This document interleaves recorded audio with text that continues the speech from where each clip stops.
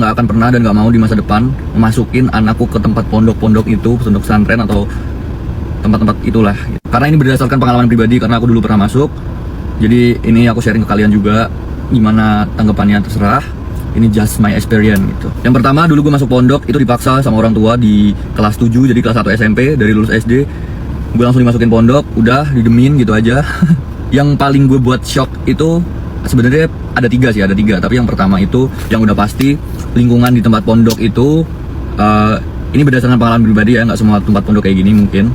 Cuman tempat pondok gue waktu itu kebetulan emang yang bukan yang terlalu daerah juga, itu udah ada di kota dia, dan modelannya itu nggak yang udah inilah, intinya udah zaman modern gitu lah pondokannya. Itu yang pertama yang buat aku shock masuk pondok, itu yang pasti lingkungan pondoknya ya. Lingkungan pondoknya itu ternyata isinya tuh anak-anak nakal gitu. Maksudnya anak-anak nakal dalam tanda kutip, nakalnya tuh kayak dia kayak bandel, suka ngebully, suka gangguin orang-orang.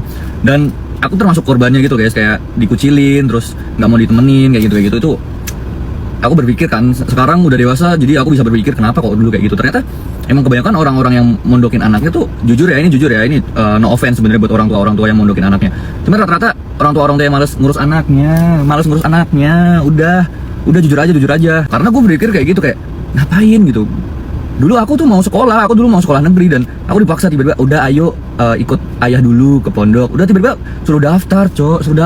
Akhirnya kejadian kayak gitu. Ketika udah di pondok, akhirnya kok anak-anaknya nggak semua bandel sih, nggak semua ganggu, nggak semua bully, cuman kebanyakan kayak gitu, orangnya rusuh bos. Yang kedua pastinya curi-mencuri di tempat pondok itu udah suatu hal yang wajar. Jadi kalau lu nggak jaga barang lu udah pasti hilang, itu udah hal yang wajar ya. Maksudnya curi-mencuri, dan kayak ini nggak ada yang punya nih, berarti gitu loh. Kayak ada, lu tau kan orang Indo gitu, kalau misal ada barang nggak ada orangnya, oh ini berarti punya aku ya, kayak gitu.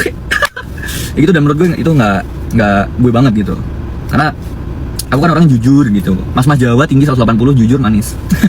Terus ini ada terakhir yang paling gongnya, yang paling bikin gue bener-bener aku nggak akan sih kayak kalau misalnya ntar punya anak nggak akan mau mondokin ke tempat kayak gitu. Karena di sana cowok-cowok mandinya itu bugil, bener-bener bugil, nggak pakai apa-apa gitu. Jadi jadi kalau pondokku dulu itu kan ada toilet yang tertutup gitu. Ada yang tertutup sebenarnya, cuman ada tempat yang buat nyuci. Nah, tempat yang buat nyuci ini kadang karena orang-orang males nih, biasanya yang tertutup itu kayak ada yang rusak gitu. Entah pintu rusak, entah keran rusak, entah WC yang mampet, kayak ada aja pokoknya.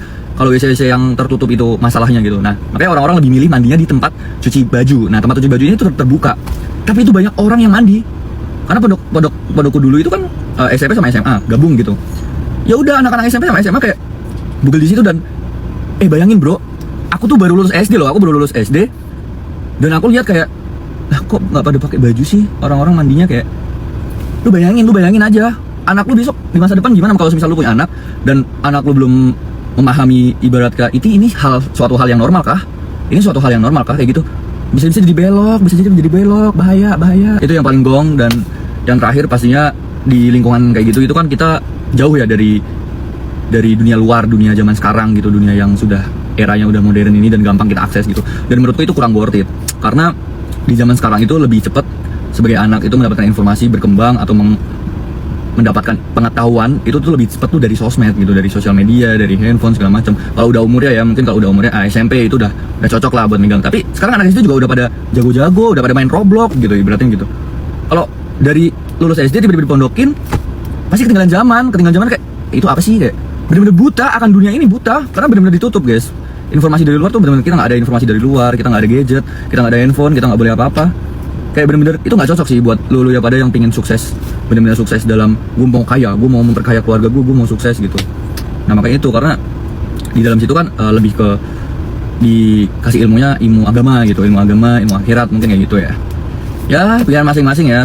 Itu aja pengalaman gue di pondok. Kalian coba sharing deh pengalaman kalian kayak gimana nih di pondok. Soalnya gue dulu sempat mondok itu waktu kelas 1 SMP 6 bulan, akhirnya gue nggak betah, gue sakit-sakitan, nggak ada yang ngurus, teman-teman juga nggak ada yang peduli, nggak ada yang care.